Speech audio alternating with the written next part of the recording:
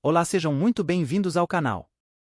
Hoje vamos retratar um pouco sobre a vida deste grande homem de Deus. Davi, o rei que era segundo o coração de Deus. Em tempos de incerteza e desafios, quando o rei Saul havia perdido o favor divino, o Senhor Deus falou ao profeta Samuel, instruindo-o a ungir um novo rei para Israel. Samuel, apreensivo com as possíveis consequências, recebeu orientações para disfarçar sua missão ao realizar um sacrifício. Em Belém, Samuel encontrou-se com Jessé e seus filhos. Ao ver Eliabe, um dos filhos mais velhos e impressionado com sua aparência, Samuel pensou que ele seria o escolhido. No entanto, o Senhor o alertou para não julgar pelas aparências, pois ele via o coração. Descartando os filhos de Jessé um a um, Samuel, intrigado, perguntou se havia mais alguém. Jessé mencionou o caçula, Davi, que estava cuidando das ovelhas. Quando trouxeram Davi diante de Samuel, Deus revelou que era ele o escolhido. Samuel ungiu Davi, e o Espírito do Senhor o envolveu desde aquele dia. Davi, ainda jovem e pastor de ovelhas, tornou-se o escolhido de Deus para ser o futuro rei de Israel. Seu encontro com Samuel marcou o início de uma jornada extraordinária, guiada pela presença divina. Enquanto Davi se destacava como músico e soldado valente, Saul, o atual rei, sofria com um espírito mal enviado por Deus. Em busca de alívio, Saul foi aconselhado a encontrar um habilidoso tocador de lira. Os empregados de Saul logo mencionaram Davi, filho de Jessé, como um músico talentoso e corajoso. Jessé enviou Davi a Saul com presentes, e Saul o acolheu em seu serviço.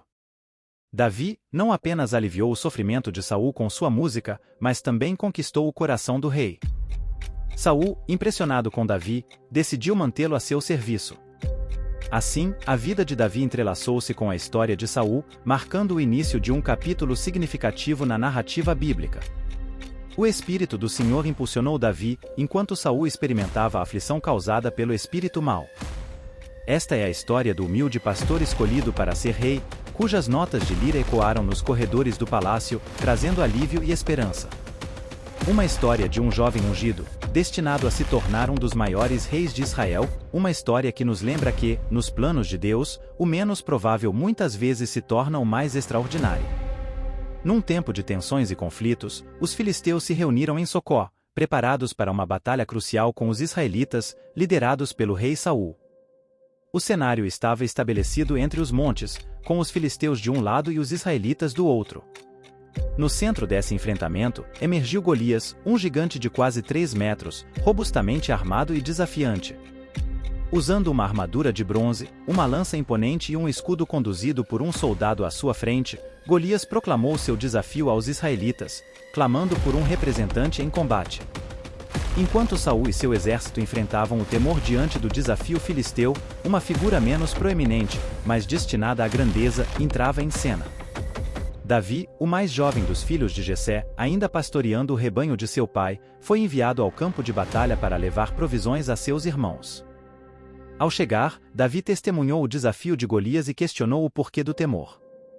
Diante das recompensas prometidas a quem derrotasse o gigante, Davi expressou sua vontade de enfrentar Golias.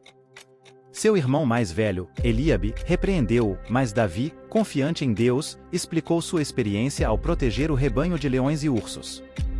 Ao saber do desejo de Davi, Saul, inicialmente cético, concordou em permitir que ele enfrentasse Golias, oferecendo sua própria armadura. No entanto, Davi, não acostumado a tal equipamento, optou por enfrentar o gigante com suas ferramentas habituais, um bastão, uma funda e 5 pedras lisas do ribeirão. O momento crucial chegou. Davi enfrentou Golias, proclamando sua confiança no Deus vivo. Com uma pedra arremessada com precisão, Golias caiu, e Davi, corajosamente, encerrou a ameaça, usando a própria espada do gigante.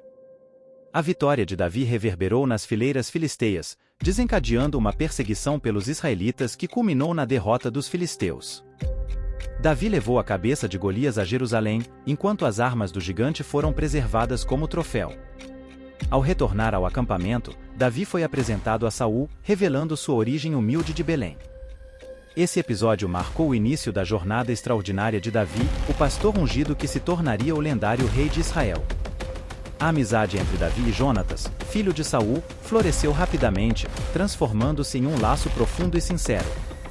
Saul, reconhecendo as habilidades e o sucesso de Davi, o acolheu em sua casa, afastando-o da casa de seu pai.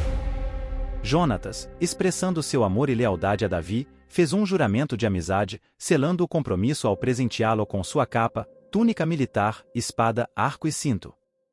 A ascensão de Davi como comandante do exército trouxe sucesso e aceitação, ganhando a admiração não apenas de Jonatas, mas de toda a tropa e oficiais. No entanto, a popularidade crescente de Davi gerou inveja em Saul. O canto alegre das mulheres, atribuindo a Davi mais vitórias do que a Saul, acendeu a chama da inveja no coração do rei. O ciúme intensificou-se, levando Saul a temer a ascendência de Davi. Num momento de possessividade e desconfiança, Saul tentou ferir Davi com uma lança enquanto este tocava a lira. O Senhor estava com Davi, guiando-o para evitar o perigo. Reconhecendo que Deus estava do lado de Davi, Saul o afastou de sua presença, mas o manteve como comandante. O sucesso contínuo de Davi em suas empreitadas militares exacerbou a paranoia de Saul. Determinado a se livrar de Davi, Saul ofereceu sua filha Merabe em casamento, na esperança de que Davi morresse nas batalhas. Entretanto, quando o tempo de casamento chegou, Merabe foi dada a outro homem, Adriel. A segunda filha de Saul, Mical, se apaixonou por Davi e Saul, vendo uma oportunidade, prometeu casá-la com Davi, planejando mais uma vez uma armadilha mortal. Saul exigiu como dote os prepúcios de 100 filisteus mortos, esperando que Davi fosse morto na missão. Ao invés disso, Davi, com coragem e entusiasmo, trouxe o dobro do requerido, 200 prepúcios. Saul, percebendo que o Senhor estava com Davi, deu Mical em casamento a ele, mas permaneceu como um inimigo temeroso até o final de seus dias. Davi, por sua vez, continuou a prosperar e a se destacar nos campos de batalha, conquistando mais vitórias do que qualquer outro oficial de Saul. Assim, sua fama cresceu, ecoando pelos exércitos de Israel. O relacionamento tenso entre Saul e Davi atingiu um ponto crítico quando Saul revelou seu plano de matar Davi ao seu filho Jonatas e aos seus oficiais.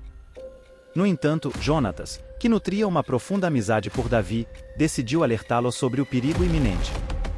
Ele instruiu Davi a se esconder e prometeu interceder por ele junto a Saul.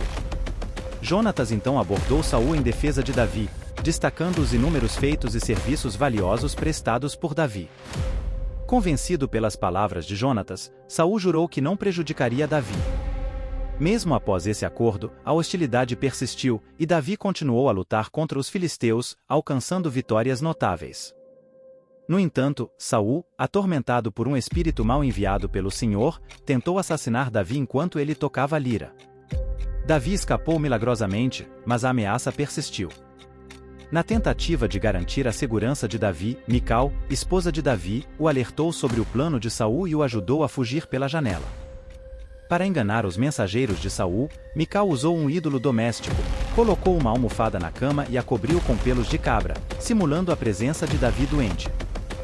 Quando confrontada por Saul sobre a fuga de Davi, Mical justificou suas ações com o temor pela própria vida. Davi conseguiu escapar e procurou refúgio em Ramá, onde relatou a Samuel as atrocidades cometidas por Saul. Posteriormente, Saul soube do paradeiro de Davi na casa dos profetas em Ramá e enviou mensageiros para prendê-lo. No entanto, ao chegarem ao local, foram envolvidos pelo Espírito de Deus e começaram a profetizar. Saul, ao saber disso, enviou mais mensageiros, e o mesmo aconteceu. Intrigado, Saul foi pessoalmente a Ramá, onde também foi dominado pelo Espírito de Deus e profetizou ao lado dos profetas. Esse evento peculiar deu origem ao ditado popular: será que Saul também virou profeta?